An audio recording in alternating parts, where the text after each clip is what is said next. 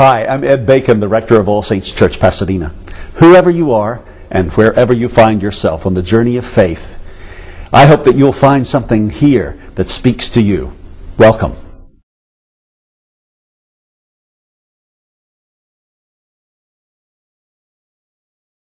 Good morning. Good morning. Please be seated. I didn't introduce myself properly at the first service, so I thought I'd better do this now. My name is Diane Jardine Bruce. If you hear me talk, you're going to realize really quickly I wasn't born on this coast.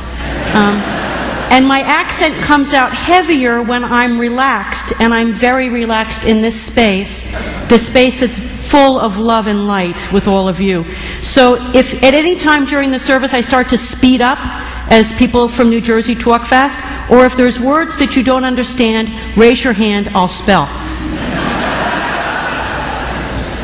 So I bring you greetings from Bishop Bruno and Bishop Glasspool and the entire diocesan staff. We are here to help you in any way we can.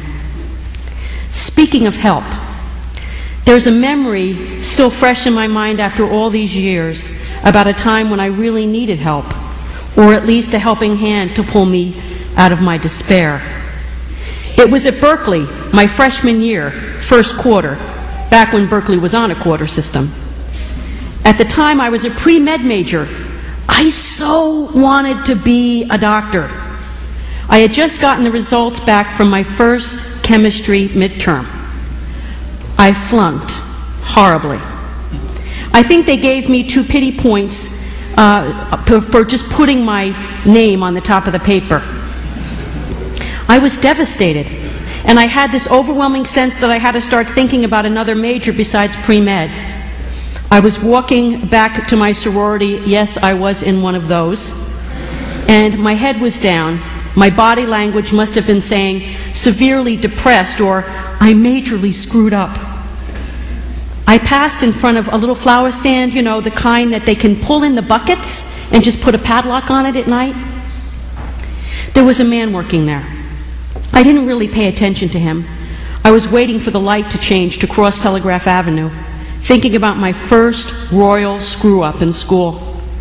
Nice job, Diane Marie. Going for academic probation out the gate, I thought to myself. Oy. The next thing I knew, the man from the flower stand walked up to me and handed me the most beautiful long stem red rose. He touched my cheek and he said to me, "It can't be all that bad. Smile."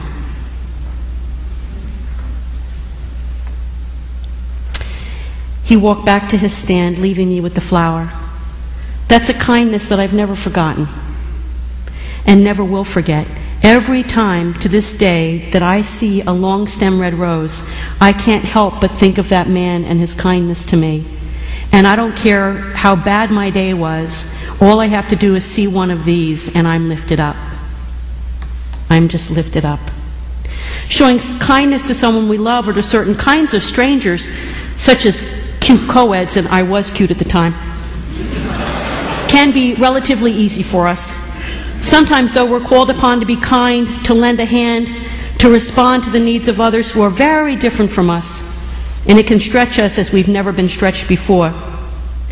Now, the most moving story I've ever heard in this regard was from Bishop Mark Dyer when he led a clergy pre-Lenten retreat here in the diocese a few years ago. Bishop Dyer told a story of a time he was called to show great kindness and acceptance. Bishop Dyer, the retired bishop now of the Diocese of Bethlehem, Pennsylvania, told the story about being in Calcutta with Mother Teresa and her nuns in her order. He was working with them. A leper in Calcutta came up to him and wanted the then Father Dyer to lay hands on him.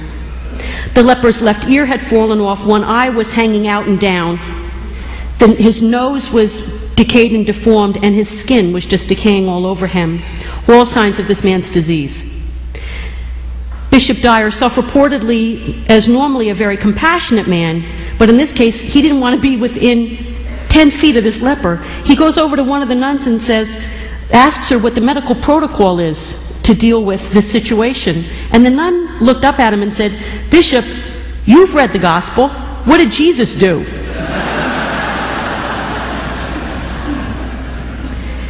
Bishop Dyer went over and laid hands on the man and prayed with him.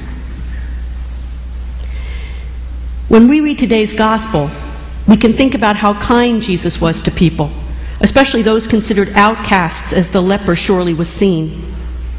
For me, this gospel story is a metaphor for embracing anyone whom the church, civic institutions, people at large, or even individuals have tended to consider, for whatever reasons, unclean, or perhaps even beyond God's loving care.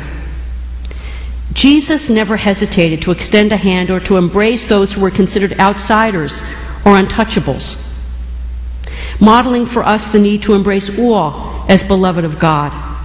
When we're faced with the same reality, it can be hard too, no, impossible, for us to be as kind as Jesus was, to show and share love and acceptance at the same level Jesus did.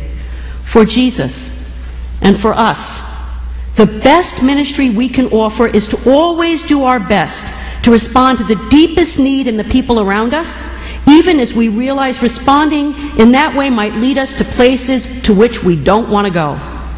And I'm going to say that again, because it's important.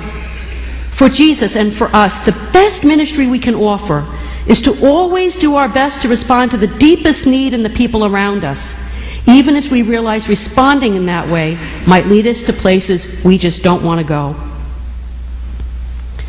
This congregation of All Saints has a long history of touching that deep need and going places others have not wanted to go.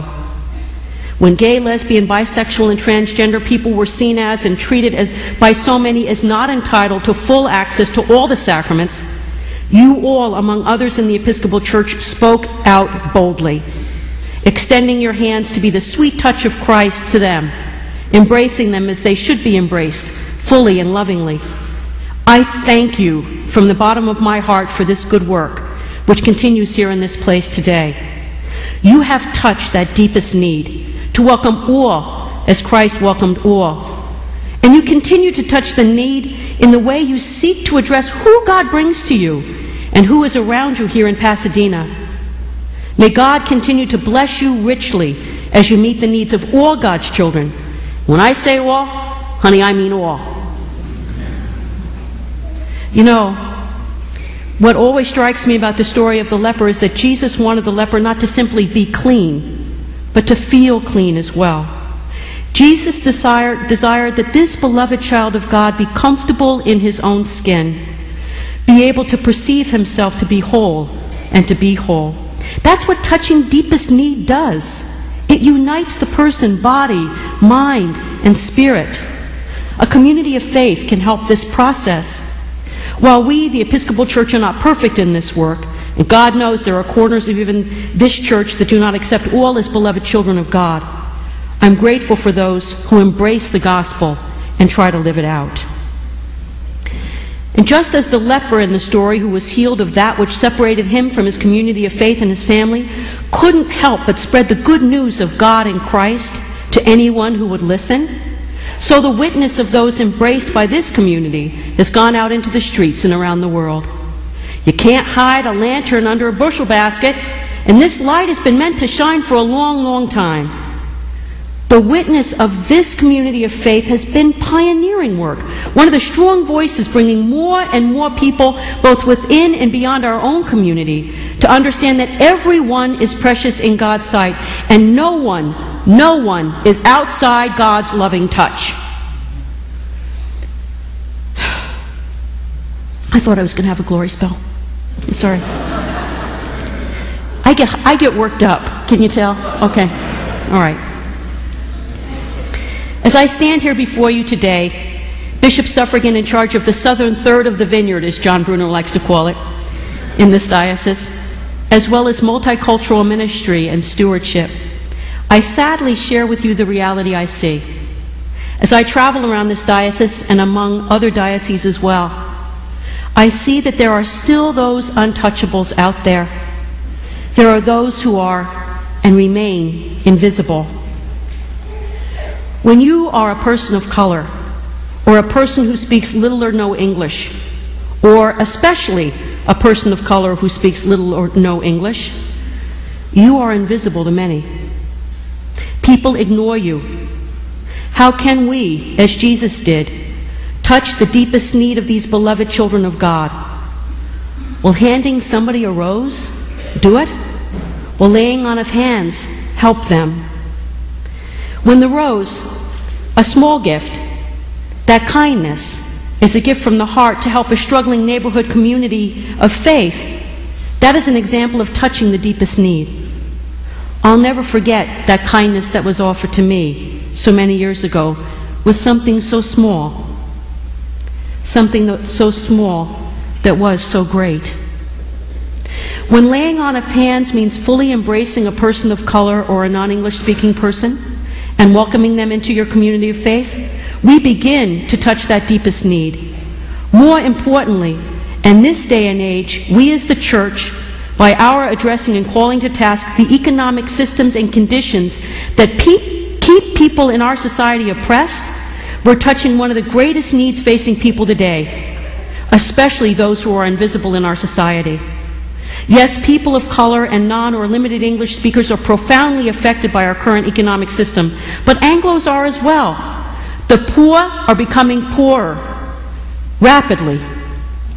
I believe that you have begun or will begin work in this area here at All Saints, and I commend you for that, and I thank you all. And please let me know if there's any way I can help you in this great work, because it's a work that has to be done.